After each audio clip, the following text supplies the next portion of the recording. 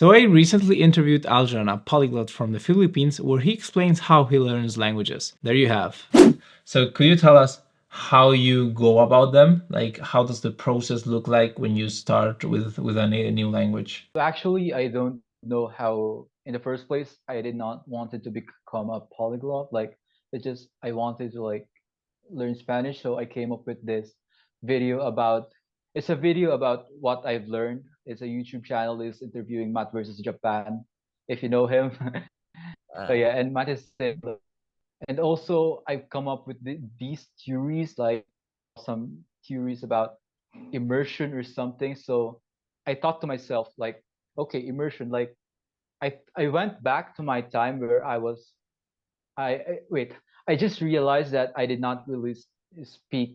I mean, I did not really study English, so it's just pure immersion. So what they were saying made sense because I learned English through watching, through listening, through reading, through input, because all of the media um, are English. So, okay, it makes sense now that we should not study languages based from grammar textbooks or something, but by pure immersion, because, yeah, that's what makes it interesting, because language learning should be fun, because we have this like language learning is like you open a book, you do exercises, but it's not. And when I look back to learn English, it all made sense because I did not really study English. So why not like apply this concept to my other languages?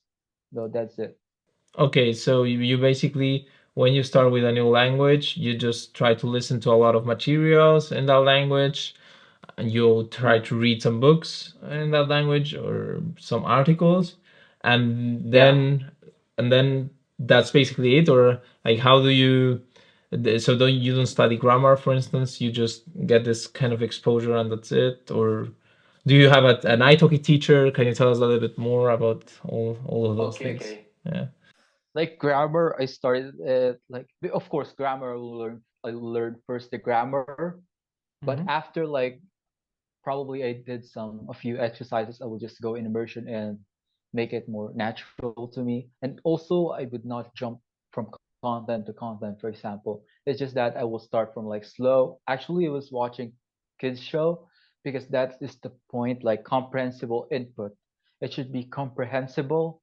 Mm-hmm. So for example, I just watch like cartoons, for example, and I also use Anki, Mm-hmm. which helped me like with my vocabulary, like all of the words I encounter in other languages, I add it to my Anki decks.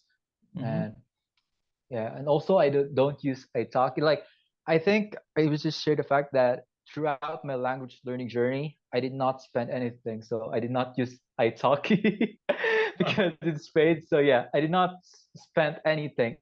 Everything I spent is just for the internet. So you didn't I think, spend any yeah, single dollar in language learning. So yeah, basically, you yeah, got all the resources like online through YouTube, yeah, through maybe articles or through books that were yeah, already online. Is that it? Oh well, yeah, that's impressive. No, I've spent some money in it, but I only spend it on italki classes. Like I don't buy any books or I don't buy any courses and stuff. I just have my conversation classes and then I do like the vocabulary training and the listening and the reading on my own. But I think yeah. I've never heard of anyone who doesn't spend a single penny and still manages to learn like six languages. That's impressive. Okay, Yeah, you mentioned Anki before. Could you tell yeah. us how you go about it? So how do you make the flashcards, for instance? Do you always make the same types of flashcards? The ones where you see the word in your target language and where you have the word in your mother tongue behind it? Or do you use different types of flashcards? Could you tell us about it? Okay. Actually, it depends. Like in the first part, where we are bombarded with new words, we have to like. I think it would be better if we add like active cards, or for example, cards that in the front it would be English, and the back would be the what do you call this one? In the target language. Mm-hmm. So that will make this active recall, like we are actively recalling each words. But I think like right now, like everything after I think I got confident with the core of the language. For example, I already understands a lot, or let's say 90% of the language. I would start with the cards that are, it's just familiarity. The target language in the front and at the back is English. These are the words that I think I would never use, but it is important to know them. Like for example, if you encounter it in the books, for example, in the media or something like that. So, can you explain that again? Because I think I didn't get it in detail. So you said that you, at the beginning, you use different types of flashcards than the ones that you would use later on. But what, how does that difference exactly look like? Like, what's the differentiating factor there? Like, what is it that you change in the flashcards once you have reached a decent level in the language? Okay. It's not that I change the flashcards. It's just that the new cards that I add, it's the front is in the target language, so I will say its meaning in English. But in at the beginnings, I will use the English in front, English, and I will say English it and in my target, target language. and Yeah, after that, after a while, it's target, and in the back English. That's the yeah. difference. Those are for the new words. For example, if it's really rare, I think it's very rare, and I just need to know it. For example, if I see it again in like books, in like deep books, which is deep meanings. Oh yeah. Is there any sort of cap that you put on the amount of words that you have per deck? Because Okay. I've noticed that if the deck gets really, really large, then it's Okay. basically useless because it becomes unmanageable. So, do you have any? Right. Right. Yeah. Right now, in each of my languages is like Italian. It's I still do like 30 word cards a day, but when I starting a language like Spanish, I do like 50 cards a day, and some when I'm reviewing it, it would reach like 200, 250 a day, and I will do that for 30 minutes. I think the most important part of like the most difficult part is the beginning, because in the beginning you will have to like you'd have to know or study these amount of cards is a lot. But after a while, like for example, after 3 months or and you're just immersing, I think you would just add like 10 cards, probably 5 cards a day, and then you would just wait after adding cards. Wait, I forgot what I'm saying. Okay, then after adding cards, it will just be like your due like will be just 30 cards in your due date or something like that. And how do you manage to find the right materials when you're at the beginning of a new language? Because it's usually quite difficult to find this sort of basic texts and basic podcasts online, especially for some languages where you don't have, where there aren't many speakers of the language, and consequently you don't have many people who teach them. Like, how do you Okay. go about it? I actually don't start with like podcasts. Like everything is books, because books reading is the part of like you can't listen to something we you can't even read it.